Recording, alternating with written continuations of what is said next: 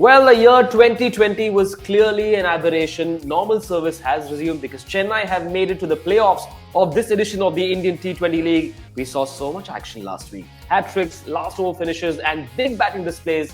Well, it was just another week at the forever frenetic Indian T20 League. And we're back with 20 fun minutes on T20 Crazy on SportsAdda, powered by SportsBet.io.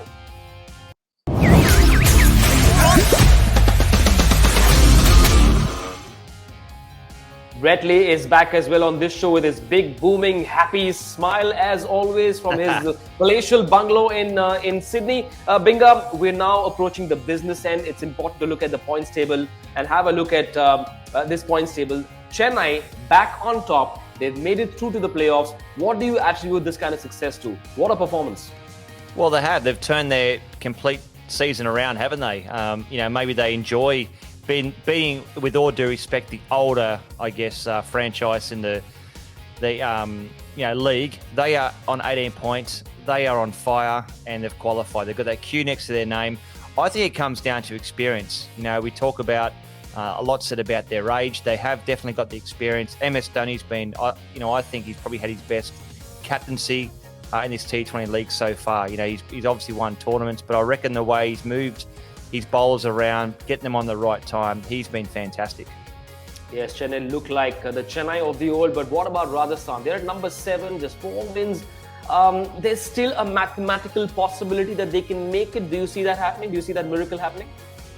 Well, mathematics is fun, isn't it? Because you have to have a look at the different equations and teams that can win, teams that can go through. There has to be, a certain amount comes down to run rate, net run rate, all these types of things. Yes, the answer is yes, they can go through mathematically, but look, it's going to be a hard push.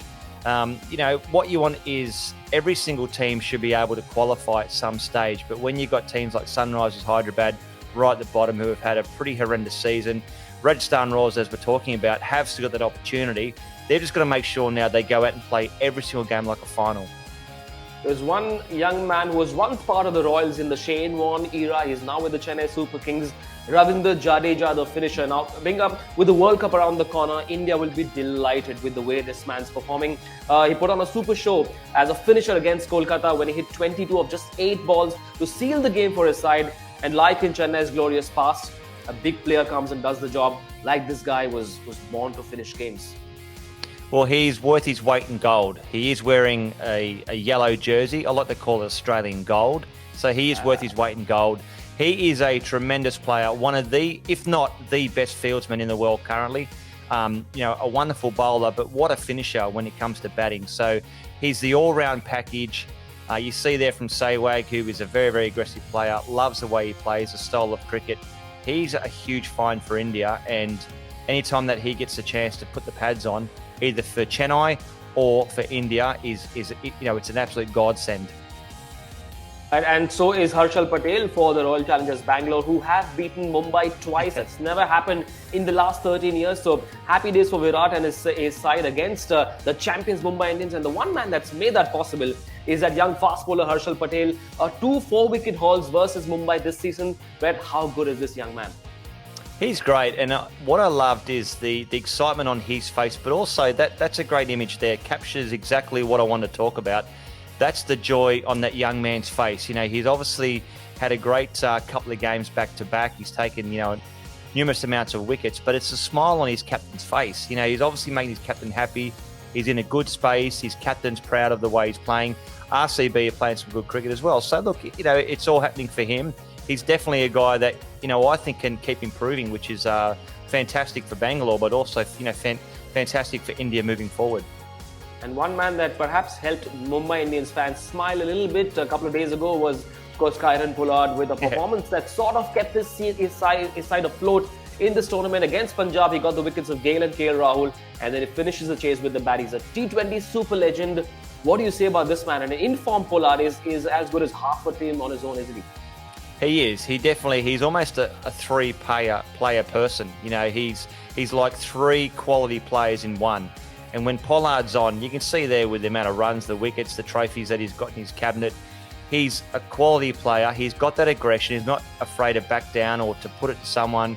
He's a man of his word. Likes to lead from the front. So without having the captaincy next to his name, he's a born leader. He leads from example. So what I mean by that is that he sort of leads from the way that he scores the runs, takes the bowler on. He's got a beautiful slower ball. He's a cagey bowler. He's been around a long time, and he's been a great find also for Mumbai. But I love his style of cricket. He's a character of the game. We want to see that. So Pollard, I mean, a big tick in the box for him. From a T20 legend to the universe boss, Chris Gayle, he's opted out of the IPL now. We can attribute it to bio-bubble fatigue. That's what he's done. Chris Gayle, at the age of 42, has said, look, he wants to refocus on the World Cup. He wants to recharge his batteries. And he said, I'm not going to play in the IPL anymore, at least this season. The question is not about why he would opt out, but the question is, Binga, the next IPL is in about 5.5 months from now. The auction happens soon as well. If you were a team owner, would you be interested in bidding for Chris Gayle? Look, that's such a tough question. It's a great question, Manish, but it's a tough question because when you think about Chris Gayle, aka the universe boss, you would pick him in your side just because of his character. The amount of draw card he's got as that, his intellectual property, the player.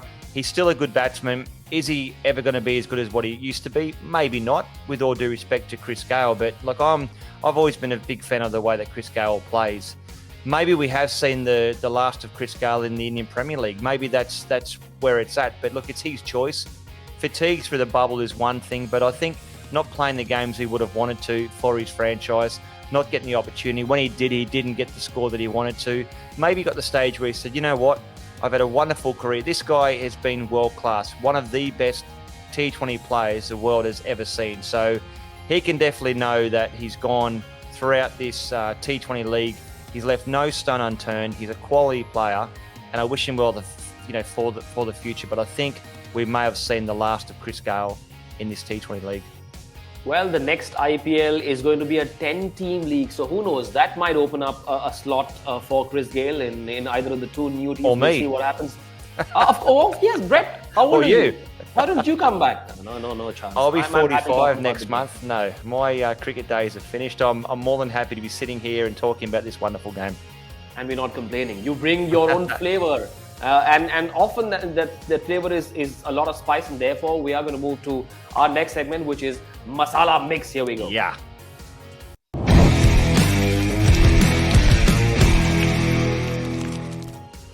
Well, the first one is David Warner, who's feeling slightly left out. He's had a tough season. He's no more skipper, David Warner, and he's expressed a bit of that emotion on social media. Perhaps he did that in jest, but what kind of zone do you think Warner is in right now? And have we seen the last of Warner for the Orange Army? Do you see him being interested in perhaps moving on to another team come the auction? Well, potentially, but the thing with David Warner, which I'm baffled about, is he is a quality player. And with David Warner, he's always been up there with the orange cap most runs. He's always, he's won it a few times. He's always been in the top 2 or 3 run getters of this T20 league. So he would be in my team every single time. Now, if they want to go, well, we believe that Kane Williamson can potentially offer more from a captaincy role or do something slightly different, that's fair enough. But David Warner should never been dropped. I thought he did a good job with the captaincy. Put that aside for 1 second. Him as a player in the team should have been playing every single game. So I think what happened is that's made him second guess himself. He's a very confident person, a very confident player. But the thing with David Warner is that if you drop him from the side and then give him 1 go when he comes back or 2 goes and he fails and then drop him again, in my opinion, that's probably not the way to treat a world-class batsman. He is world-class. Any franchise that will pick up David Warner will definitely be a good franchise because he, again, like some other players in this T20 league, he's worth his weight in gold too. Yes, it's very often what goes on between the 2 ears for a player that perhaps influences what he or she does with the bat on the field. Right. There's another topic which is the burning question on social media a couple of days ago. Ravichandran Ashwin was in action, so was Eoin Morgan. It was a game that Kolkata played against Delhi. Now Ashwin called punt through for a run off a deflection of his body, which did not impress a few people. Now we'll show you a couple of reactions to that moment before we get you Ashwin's version of it. Brett, what do you make of this? Because Ashwin said the spirit of cricket is the same as the spirit of the law of the sport. Where do you stand on this really tricky debate? Look, it comes down to, I guess, a gentleman's agreement. You know, the spirit of cricket. The hardest thing is that there is no right or wrong answer to this because it's such a grey area. When you think about what's in the rule book, now he's got every right to run. He's got every right to not run. The spirit of the game is that normally when it strikes a batsman, whether their body or whether it's their bat, they tend not to run because that's the spirit of the game. With the whole man-cat thing, they tend not to man-cat. They should warn a batsman if they're backing up too far. Obviously, tell them that. You know, tell them that if you do it again, I'm going to do what, you know, a lot of people frown upon. But make the umpire make that call. I think, personally, running after the ball's hit a body or it's hit the back of the bat, I don't think that's in the spirit of cricket, personally. So, yeah, I'm definitely with Owen Morgan on this one. A lot of Kiwis are very interested in this debate, and they perhaps are siding Owen Morgan this time because they know what happened to them at the World Cup final. So you know, is Morgan justified? Well, that's right. You know, every story has two different outlooks, doesn't it? So, what you have to do in cricket, you've got to be consistent. It's almost like if the ball hits you and deflects, and it's a one-day international, and you don't run because it's just a normal game, put that aside for 1 second. If it's the World Cup final and you choose to run because you need one run to win, then it's like, you probably don't do that. You've got to be consistent. So whatever you choose to do, if you want to run if the ball hits you, that's your prerogative. But be consistent to what you do. You can't do it one day and then not do it another. I don't think that's the right spirit. So what I'm trying to say is that you either do it or you don't. Don't do both. Yes. And we've talked about the spirit of cricket, but we must applaud and salute Betley's spirit when it comes to his performance on what we call Binga's Notebook. Let's see what he managed with his last week's predictions.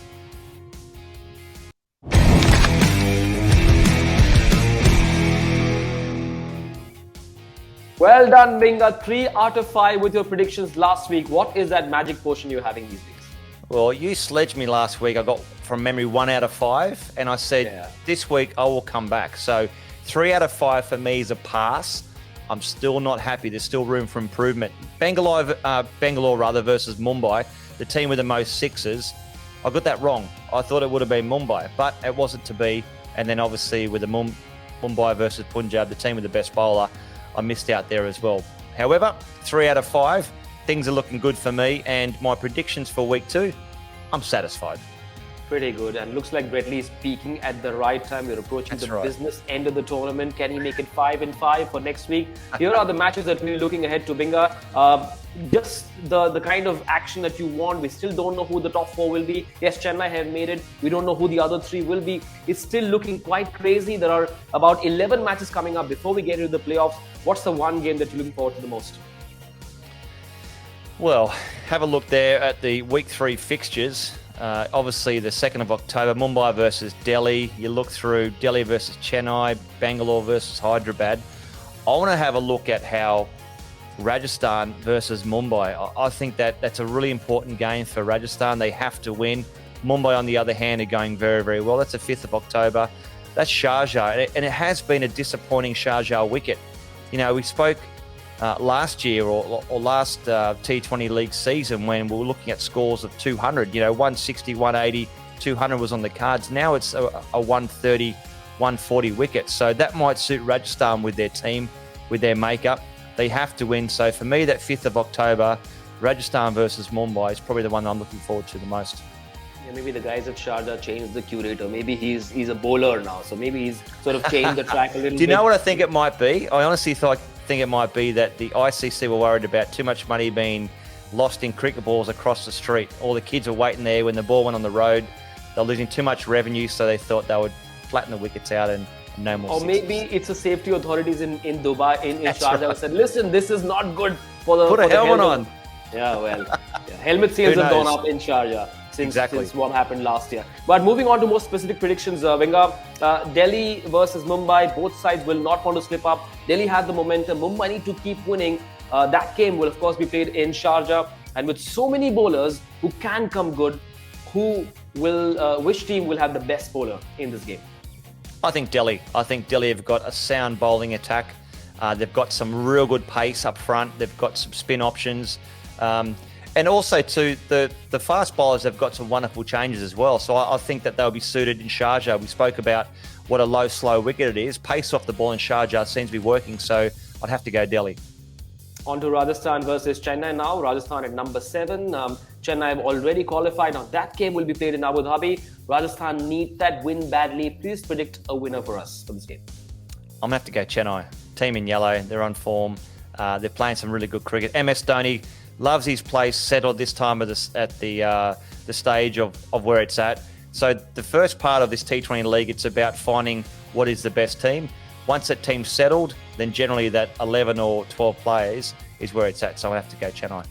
Right, Bangalore will be up against Punjab, who are looking hapless and helpless. Bangalore need to keep that winning momentum going for a top 2 finish. The focus will clearly be on someone who's yet to fire in this leg of the tournament. Will AB de Villiers score a 50 in that game? I'd like to say yes, but I don't think so. His form hasn't been the best of what we know of ABD, but he's a fighter, and I'm a fan of ABD. He's a wonderful cricketer. So I just don't think on this occasion there's a 50 on the board. Maybe a good 20 or 30. Maybe he can prove me wrong. I hope he does for his sake, but I'm going to say no. On to a game that Kolkata need to win to stay in the hunt for a playoff spot. They're playing against Hyderabad, who are already knocked out. They have nothing left to lose. Now, most of Kolkata's batsmen have shown some good form, except, Captain Morgan. Who do you think will be the top scorer for Kolkata in that game? Well, for me, it's purple Kolkata. I'm going to go Mr. V. Iyer. I think that he's been a wonderful find for Kolkata. He's got a beautiful technique, great temperament, and enjoys hitting fours. I love that about him. So he's definitely going to be my player. All right, on to the battle of the top 2. Delhi take on Chennai in Dubai, where the pitches are getting better. And with so many hitters playing in that game, which team do you think will hit the most number of sixes? I'm going to go against the team in yellow. I'm going to go Delhi. I think that they've got a very powerful, packed top 6, and I reckon they'll hit more sixes. So for me, it's a team in blue, and it's going to be Delhi. Okay, let's now get a confirmation on video from Brett Lee that he's very confident about these choices. We can still change them, Binga. I don't want to change anything. Delhi, yes. Chennai, unfortunately, sorry, ABD. I like him as a friend and a person. I want to say no this time. Iyer, as we see there, the top scorer, and the team with the most sixes, Delhi. Let's lock it in. I'm going to back this week. Charter, even maybe Punch. Punch right answers, hopefully. Okay. So 1 correct answer in the first week. He got 3 last week. Can he make it 5 and 5? If he does that, we'll ask him to tell us the secret behind it. And we'll say, Batao Brett. Now that's our next segment.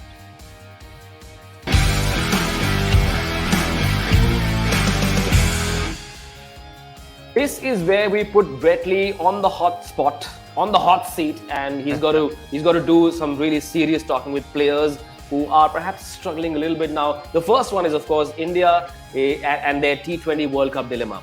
We're looking ahead to the World Cup now. 2 guys who are part of the India squad, Surya Kumar Yadav and Ishan Kishan, have looked in some not so impressive form. If you were the coach of the Indian team, and you clearly would be worried about their lack of form, how and what would you do or say to them to get them back into the groove? Well, both players have got a phenomenal technique. They are definitely players of the future. Firstly, on the left, the left-hand column there, Sky. You know, he's world class. This guy is going to go on to score a lot of runs for India. Maybe he's putting too much pressure upon himself. Maybe there's outside pressures. Maybe there is that expectation as a young player coming through to dominate every single time this T20 league. And then if he doesn't, then where does he go? What's going to happen to his confidence? So I think the best thing for him in terms of Sky is just to take a step back, take a deep breath, relax. You've done well in the past because you've been patient. You've scored runs when you had to score runs. You've put not a lot of pressure upon yourself. So I think for him, just to sort of get away from the game, take a second just to relax. I reckon that'll really help his cricket. Ishan Kishan, you know, he can't really buy a run at the moment. So there is a dilemma. It's the conundrum that you've got these 2 young players coming through that aren't really scoring runs. I say they stick with them. I have the confidence in these 2 young players. I like them, and I believe that they will do well. Maybe they need to look back at what they did a year ago in the same country, playing on the same pitches. That might help. And we are going to press the rewind button as well, and we'll go to 2009 in Hyderabad on that day when we saw the final of a global T20 tournament. A team was tottering at 6 for 83 before a very good all-rounder who hadn't got enough batting before came in and smacked a 31 ball 48, and then took 2 wickets as well to win both the player of the match and also the player of the tournament. Who was that guy and how good was that day for him? So, Did you say all-rounder? of course you were. Bonafide, proven, certified. Well, look, it was a wonderful tournament. I just looked at that photo there, and little Philip Hughes, who's no longer with us. It's obviously a sad moment, but a great moment to share success with what he did. Took the last catch of that final as well to win the match. But we had a lot of fun that tournament. I was suffering with a lot of pain throughout that series. I pinged my elbow, my right elbow, my bowling arm. You can see that scar there, and the ligament came off the first ball I bowled that tournament. So I played with the ligament up in my shoulder somewhere, which is a lot of pain. But we fought our way through the little baby blues, and we got to the final. We won. We beat TNT, and what a victory it was. Yes, that's the tournament where we saw the exploits of Kieran Pollard for the first time, and that's what got him to the Indian T20 League as well. But the New South Wales Blues did not feel the blues, but in general, when you're feeling the blues, you turn to music, and that's what Brett does as well. So the next question on this segment is, of course, we all know how much Pinga loves India and Bollywood. Brett, we read somewhere that the first Hindi song you heard was Mukabla Mukabla. Is that true? A.R. Rahman, that is spot on. And had the pleasure to interview A.R. Rahman, I did, which was a highlight of my career. Definitely when I speak to musos and artists. What a lovely fella. That was a great song. I heard that for the first time back in 1994, but I'm not sure what I was singing to Sachin Tendulkar there. Maybe, hopefully I'll get you out. Hopefully I'll get you out. I don't know. Could have been anything. Well, with that line, you just lost a couple of 100,000 social media followers. Well, the answer was no, I didn't get you out. No one ever did. Right, of course. And since you talk of redemption, there's a chance for all those who missed out in the last few weeks on getting a Pucci and some merchandise, autograph merchandise from Brett. Here's your chance time for Endgame on this show that we call T20 Crazy.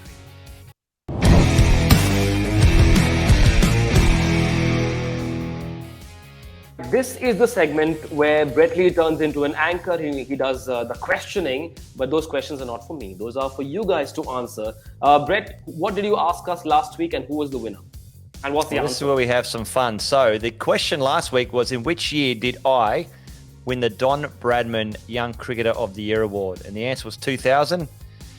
And Devendra Surbani got the answer right, and congratulations to you. So yeah, back in 2000, what's that, 21 years ago, a long time.